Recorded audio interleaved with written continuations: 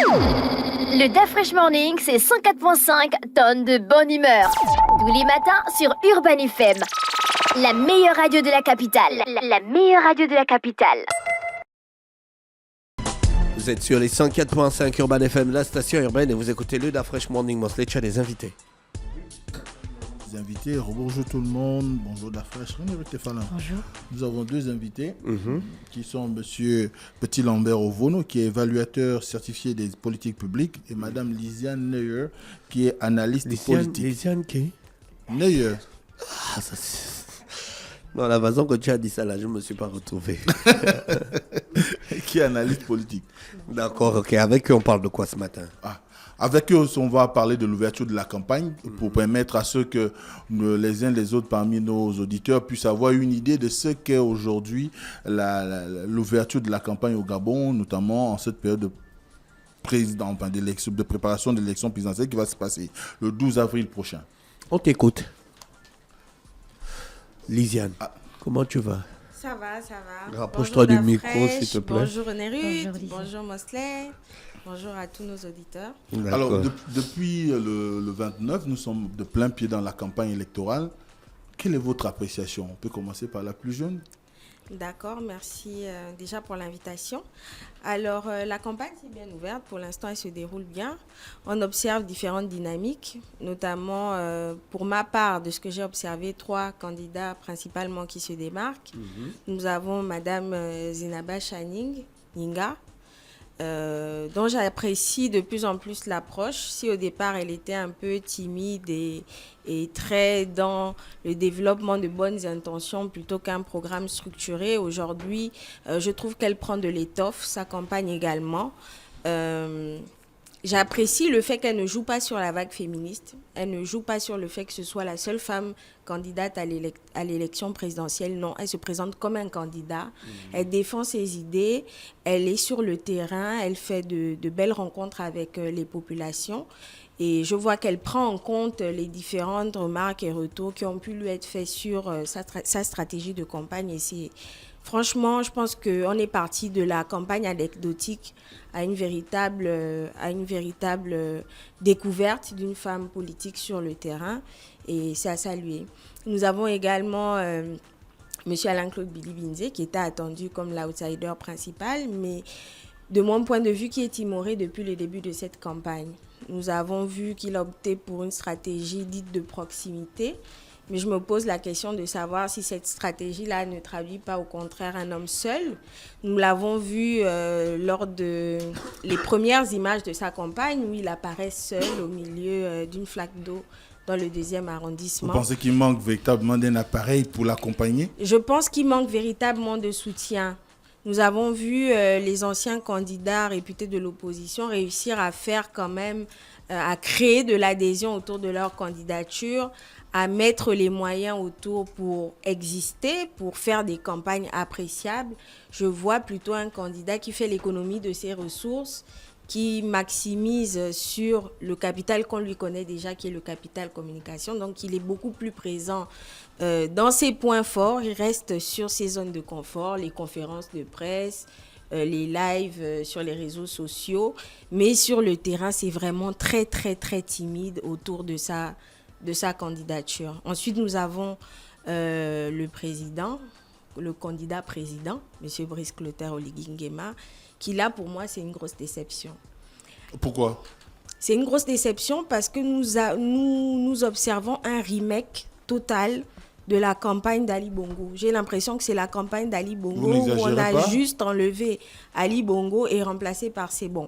Non, les lieux sont les mêmes. L'ouverture de la campagne. Est-ce qu'on peut trouver des similitudes dans cette campagne? Je vois énormément de similitudes. Les scènes sont les mêmes, les scénarios sont les mêmes, les visuels quasiment sont les mêmes postures, les mêmes slogans, etc.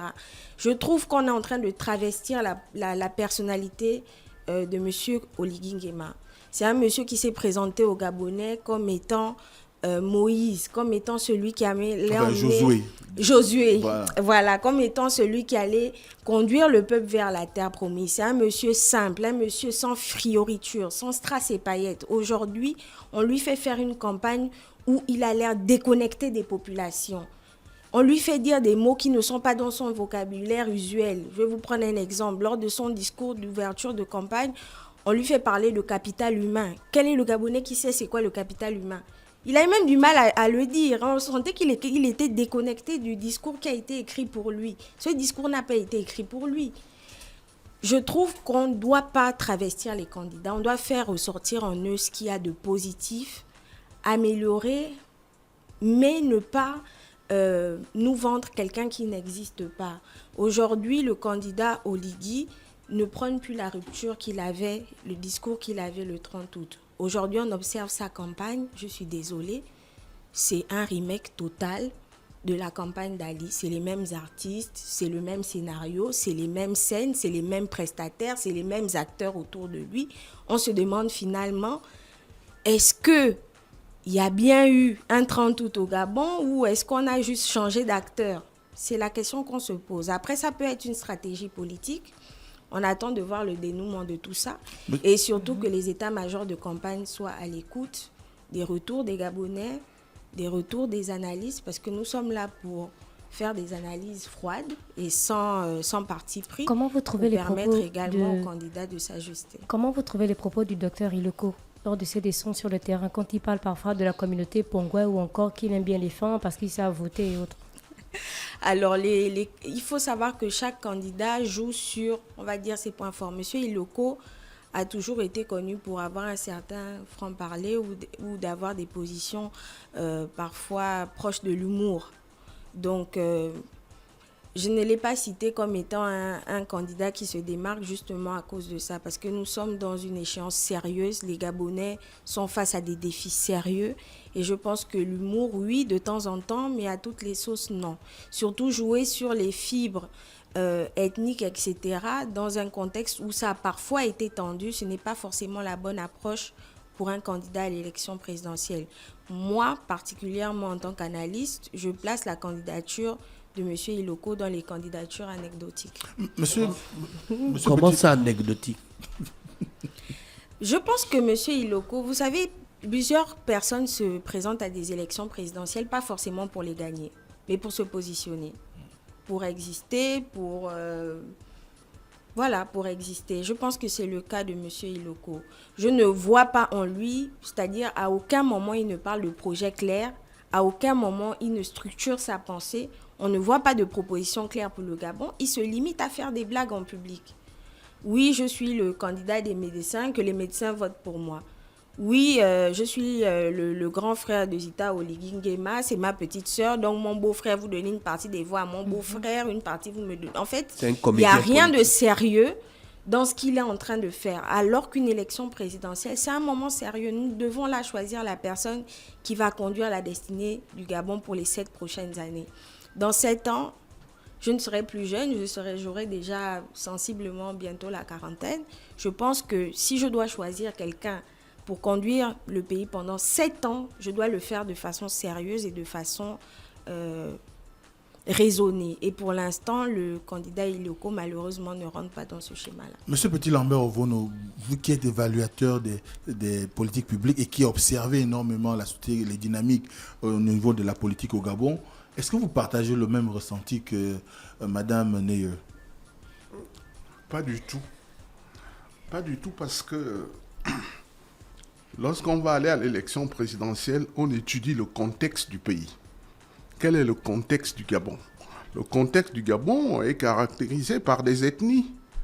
Et il ne faut pas nier son ethnie. Il faut courtiser les ethnies pour voter pour vous. Le contexte du Gabon est caractérisé par l'avant 30 août. Et on ne peut pas effacer ça d'un revers de la main. Je suis désolé, Bidi Bize n'a pas effacé l'avant 30 août. Il y a eu énormément de choses. Je pourrais même dire qu'il y a eu des assassinats avant le 30 août. Il faut en tenir compte. Le contexte politique est caractérisé par la situation économique, la situation sociale, la situation culturelle, etc., etc. Donc, tous ces secteurs-là doivent faire l'étude sérieuse de celui qui veut se présenter à l'élection présidentielle. parce que c'est à l'intérieur de ces études qu'il va découvrir les attentes des populations. Et en tant que candidat à l'élection, il doit répondre aux attentes des populations. Et pour répondre aux attentes des populations, il y a une technique simple. Il faut dire la vision. Où va-t-on conduire le pays dans 7 ans ? Puisqu'on connaît déjà la durée du prochain mandat. Est-ce que dans les candidatures actuelles, depuis l'ouverture de la campagne, vous observez cette volonté-là de donner la vision ou de transcrire les idées pour les 7 prochaines années ? Le seul candidat qui a la vision et qui est crédible sur sa vision, c'est Brice Clotaire Oligui.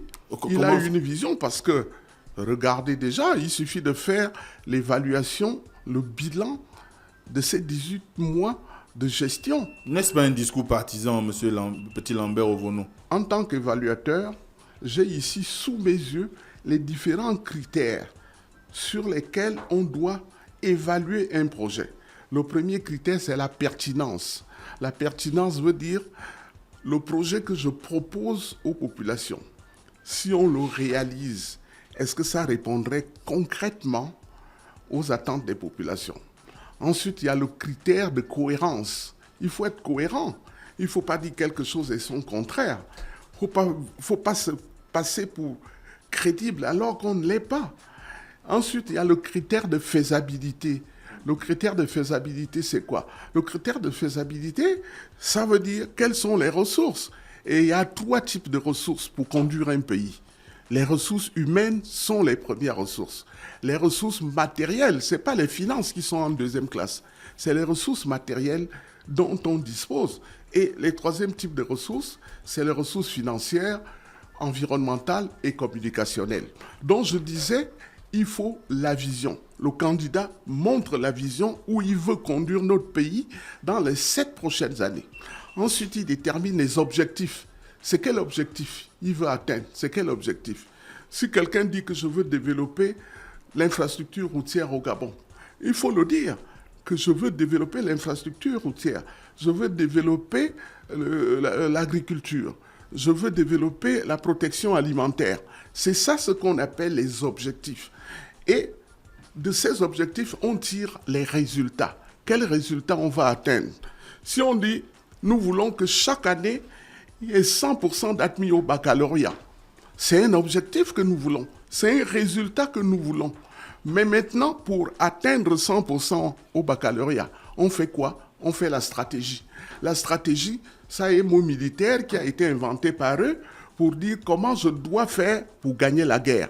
Et c'est à ce moment qu'on découpe les objectifs, l'objectif général et le résultat général en sous-objectifs pour dire je veux un minimum jeunesse, je veux que l'éducation fonctionne comme ci, comme ça. C'est ça des actions. Est-ce que le début de la campagne, depuis le début de la campagne, vous avez pu noter des éléments factuels qui permettent aux uns et aux autres de pouvoir défendre convenablement les programmes qui d'ailleurs, quand on regarde un tout petit peu, on a comme l'impression que Brice Clotaire Oligui, par exemple, ça reboot seulement à réveiller le 30 août, à conduire les populations à la situation d'avant, à faire le bilan, qu'à présenter réellement son projet, alors qu'Alain Claude Bilodeau, par contre, dans son premier discours, a mis en avant son projet de société en indiquant un certain nombre d'actions qu'il allait poser pour pouvoir permettre à ce qu'il y ait une gestion efficace de l'État. Est-ce que là, on n'entrevoit pas l'idée qu'il y a,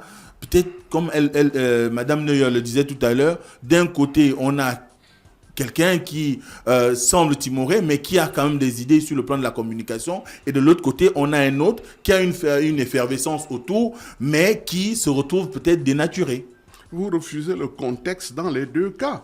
Vous refusez à Oligui de s'approprier le 30 août, le jour de la libération. Vous lui refusez ça, puisque vous dites il s'appuie sur ça. Mais nous sommes dans le temps de la campagne. Vous refusez à Bilibizé de reconnaître qu'il a été pendant 14 ans ministre dans un gouvernement qui n'a pas produit des résultats. Il y a la solidarité gouvernementale, monsieur. Vous savez ce que c'est? La solidarité. C'est-à-dire, il faut pas dire « Oh, quand on a pris telle décision, moi, j'étais pas. » Ça ne se fait pas. Ça, c'est irresponsable. Mais c'est incroyable que quelqu'un qui a été ministre d'État Premier ministre puisse refuser que lorsqu'on a pris telle ou telle décision, j'étais pas. Qu'est-ce qu'il a nommé Premier ministre? Mais il a quand même C'est dit pas avoir Ali fait Bongo, son chemin de c'est Damas. pas Ali Je Bongo peux- qui l'a nommé Premier ministre. C'est la Yang Team qui a volé le cachet dont il est un Premier ministre qui a été nommé par la Yang Team. Lui-même, il évoque l'argument, oui, Oligui aussi a été nommé commandant en chef de la GR. Oui, mais la porté au grade de général. la GR ne gère pas les politiques publiques. C'est le gouvernement qui coordonne les politiques publiques. C'est un Et élément qui les gère. sécuritaire. Ben ouais, mais ça n'a rien à voir avec les politiques publiques. Ça n'a rien à voir. L'élément sécuritaire, c'est l'élément sécuritaire. L'élément sécuritaire n'assiste pas au Conseil des ministres. L'élément sécuritaire n'a pas le budget pour accomplir les politiques, réaliser les politiques publiques sur le terrain. Les populations n'attendent pas les résultats des sécuritaires pour avoir de l'eau, pour avoir l'électricité. Ce n'est pas les sécuritaires qui font ça. Donc, je vous dis, il ne faut pas refuser aux uns le contexte et l'accepter pour les autres. Il ne faut pas le faire. Je dis en évaluation. Au stade où nous en sommes, on évalue ex ante. Ex ante veut dire avant la mise en œuvre. Et nous, c'est le travail que nous faisons. On note la même chose pour chacun. Quel est son projet de société? Quelles sont ses déclarations? Quels sont ses discours? Quels sont les critères sur lesquels on doit le voter? Est-ce qu'il rassemble beaucoup de gens pour faire sa campagne? C'est ça les ressources humaines. Vous ne pouvez pas, si vous êtes candidat, vous vous présentez seul. Si vous êtes élu, vous allez gérer le pays comment?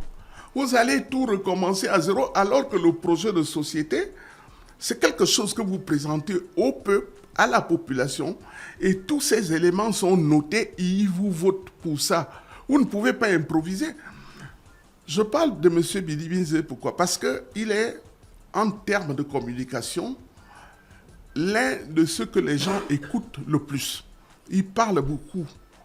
Mais Oligui ne parle pas beaucoup. Pourquoi? Parce qu'il dit « je suis pragmatique, je suis bâtisseur ». Les militaires ne sont pas là, ils ne se présentent pas en tant que militaires, mais sa formation, son parcours professionnel est marqué par la grande muette. Ils sont là pour exécuter les ordres, pour réaliser les choses sur le terrain. C'est un bâtisseur. Mais le parcours de Bidi Binze aussi a été marqué uniquement par la parlotte et la violence. Il a réussi à gravir les échelons par la violence. Tout en lui est caractérisé par la violence. Les premières sorties qu'il fait, il s'adresse toujours à l'autre candidat. Est-ce que nous sommes à la campagne électorale pour insulter les autres candidats? Ce n'est pas le but. Le but, c'est de répondre, de faire des propositions pour répondre aux attentes des populations. C'est ce que les populations vont voter. Il ne faut pas se tromper, c'est ce que les populations vont voter. Si vous êtes crédible, si vous avez déjà réalisé quelque chose, c'est les populations qui doivent rendre témoignage que vous avez réalisé quelque chose. Et c'est ce qui provoque la crédibilité. Ce n'est pas parler, ça sert à quoi? Madame Meyer, est-ce qu'en l'état actuel, ou de nos jours, ou aujourd'hui, on peut voir dans les candidats une volonté de pouvoir faire montre de pédagogie par rapport à leur projet de société dans les meetings qui sont aujourd'hui organisés? Non, je ne crois pas. Ça n'intéresse personne, les projets de société. C'est pas que ça n'intéresse personne, mais la campagne telle qu'elle est structurée, et comme je disais, ce n'est qu'un remake de ce qu'on a vu depuis 2009, c'est le candidat expose son projet de société lors du meeting d'ouverture, c'est ce qui a été fait. Brice Clotaire Oligui Nguema a présenté son projet de société durant le meeting au stade d'Angonje. On a vu que dès lors qu'il a commencé à prendre la parole, les gens se sont démobilisés, la pelouse s'est vidée, etc. Et ensuite, dans les autres meetings, il fait ce qu'on appelle le show. C'est-à-dire, il donne quelques éléments de langage, ensuite il fait des boutades et il y a des prestations d'artistes, etc. Ceux qui sont vraiment chargés de ventiler les éléments de langage... La pelouse s'est vidée parce qu'il y avait la pluie. Les gens sont partis dans les tribunes. Oui, d'une côté, mais aussi parce que le discours était très long, les mots étaient très techniques et le commun des Gabonais... S'il vous plaît, monsieur, je ne vous ai pas interrompu. Juste un mot, Je excusez-moi. ne vous ai pas interrompu. Laissez qu'elle termine. Vous avez eu votre temps de parole, merci de respecter le J'ai mien. été à la HAC hier. La HAC dit qu'il n'y a que 3 candidats jusqu'à présent qui ont déposé leur projet de société. Il y a Oligui, il y a le docteur Iloko et il y a Bungueres. Alain Simplice. Voilà, 3 candidats. D'accord. Autrement dit, terminer mon quand ils analyse, font s'il vous maintenant plaît. les sorties, ils peuvent maintenant résumer pour les engagements. Donc, ce n'est pas seulement le show. Ils ont maintenant le temps de faire le show. Parce On qu'ils va ont redonner déjà la parole à rendu Madame public Neuer. leur Vous me projet de permettez, société. Madame chers Neuer, collègues, allez-y, de Madame terminer Neuer. mon analyse telle que je vous ai permis de terminer également la vôtre. Je vous en prie. Merci. Je disais donc que les porte-paroles, eux, sont chargés de ventiler maintenant ces éléments de langage auprès de la population, dans les médias, etc. Qu'est-ce que nous observons de façon concrète? C'est que nous avons fait de la campagne présidentielle, et là je parle depuis quasiment 2009, une affaire de bilan. Sauf que ne peut présenter un bilan que quelqu'un qui a été au pouvoir. Sinon, M. Simplice Bungueres, qui est secrétaire général du ministère de l'Industrie, pourrait se prévaloir du bilan de M. Oligui Nguema sous couvert d'une solidarité gouvernementale. La solidarité gouvernementale, c'est autre chose. Le bilan, c'est autre chose. Celui qui présente le bilan, c'est le chef de l'exécutif. S'il faudrait juger les candidats à l'aune des bilans, ce serait peut-être une élection où il y aurait M. Ali Bongo face à M. Brice Clotaire Oligui Nguema. Ce n'est pas le cas. Et lorsqu'on regarde les directoires de campagne de M. Oligui Nguema, la majorité du gouvernement Ali Bongo se retrouve du côté de M. Brice Clotaire Oligui Nguema. Donc, à un moment donné, lorsque nous faisons nos analyses, je pense que la neutralité de l'analyse prime sur les considérations personnelles. Je tenais quand même à le dire. Lorsque nous regardons les différents candidats, oui, les populations ne sont pas tant attirées vers que disent les projets, parce que nous avons des populations qui sont obnubilées par le show, et j'ai envie de dire, c'est culturel, c'est normal, ok. Mais nous, en tant qu'analystes, quand nous regardons les choses, nous disons quelque chose de simple. Monsieur Oligui Nguema s'est présenté comme un bâtisseur, comme un homme pragmatique, comme un homme propre du peuple. Est-ce que sa campagne reflète son image? Je dis non. Et là, je fais une analyse froide et simple. Aujourd'hui, nous avons un homme... Pourquoi n'incarne-t-il plus tous ces qualificatifs que vous venez de donner? Tous ces qualificatifs que je viens de donner. Nous avons un président qui a été présenté comme pragmatique, comme proche du peuple, comme bâtisseur. Rien dans le visuel que nous voyons ne traduit cela. Nous voyons quelqu'un qui reproduit les codes du régime qu'il a renversé. Lors de la déclaration des militaires le 30 août, le colonel Manfumbi disant « Nous avons décidé de renverser le régime en place ». Mais lorsque nous regardons simplement comment est vêtu le candidat Brice Clotaire Oligui Nguema, il a un pagne avec son effigie. C'est exactement ce qu'Ali nous a proposé. C'est exactement ce qu'Omar Bongo nous a proposé. C'est exactement ce que le PDG a proposé aux Gabonais pendant 60 ans et qui a accentué la grogne sociale qui nous a conduits au 30 août. Donc on se pose des questions. C'était l'occasion pour moi, avec cette campagne présidentielle, de faire autrement, de proposer de nouveaux schémas. Et lorsque je le dis, nous avons également un candidat qui arrive à souffler le chaud et le froid. Lorsqu'il a mis en place, par exemple, le mouvement des bâtisseurs avec l'émergence d'une nouvelle classe politique, de nouveaux visages, etc., les gens étaient contents. Et qui n'étaient pas contents, c'était l'ancienne classe politique, majoritairement PDGiste, qui disait « Oui, mais vous avez mis des jeunes, ils vont faire n'importe quoi, ils ne connaissent rien des élections, etc. » Sauf qu'est-ce qu'on a vendu dans l'opinion? On a vendu dans l'opinion que le PDG trichait depuis 1993. C'est ce qu'on a vendu dans l'opinion, que le PDG a toujours triché.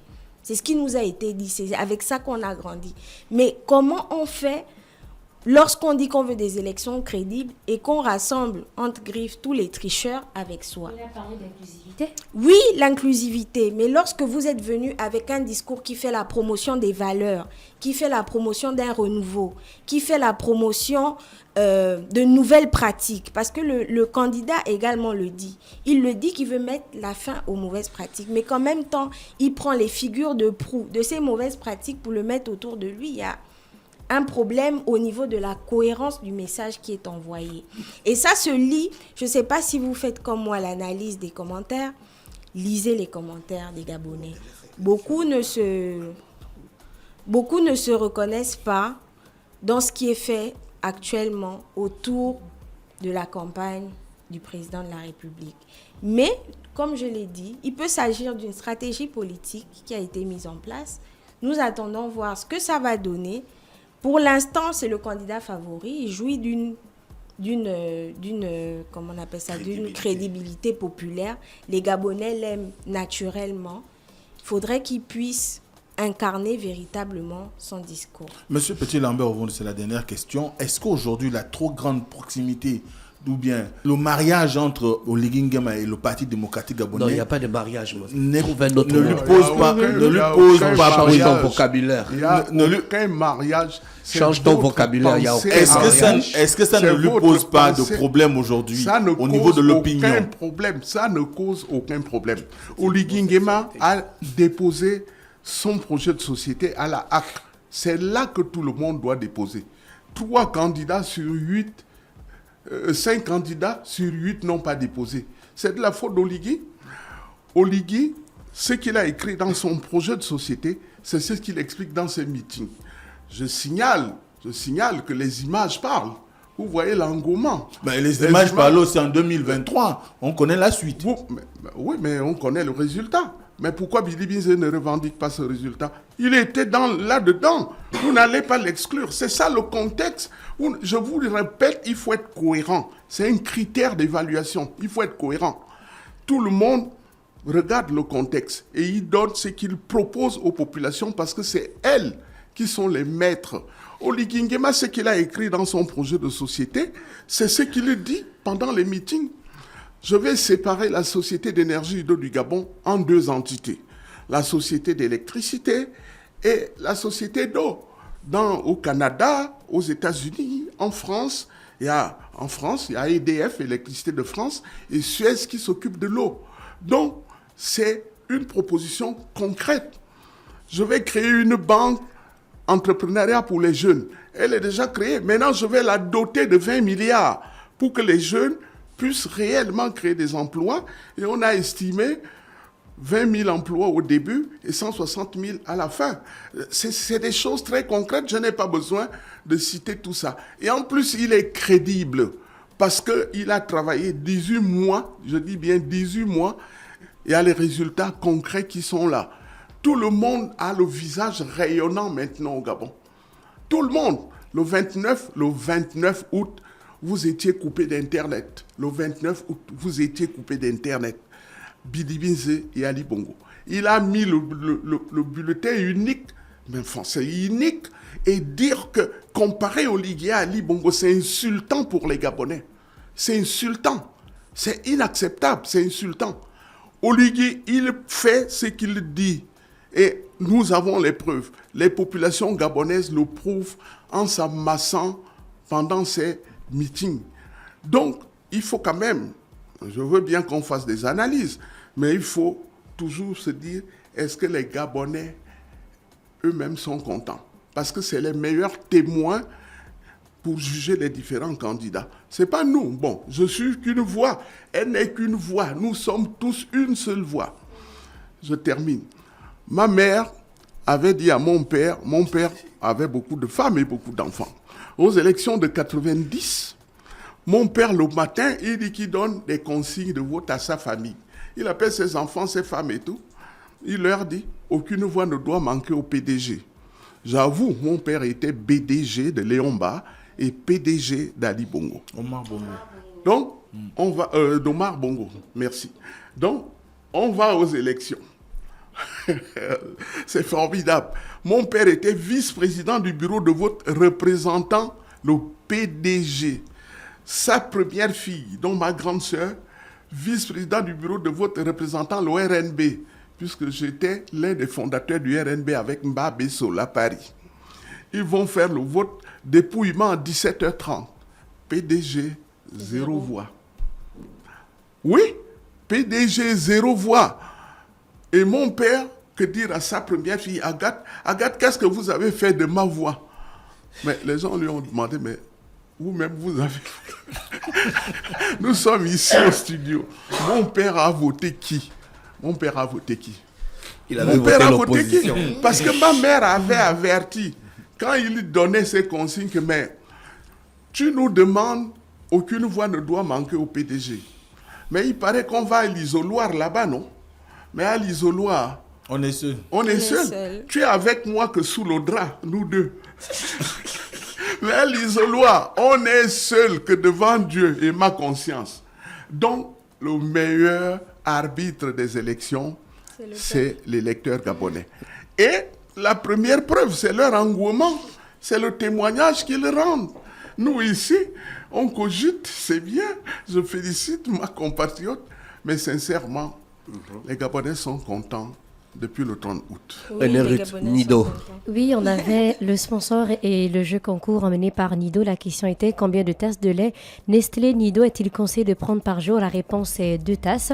Et on a nos 3 gagnants du jour. Il s'agit de Herman, de Serge Pambou et de Kelly Arnaud.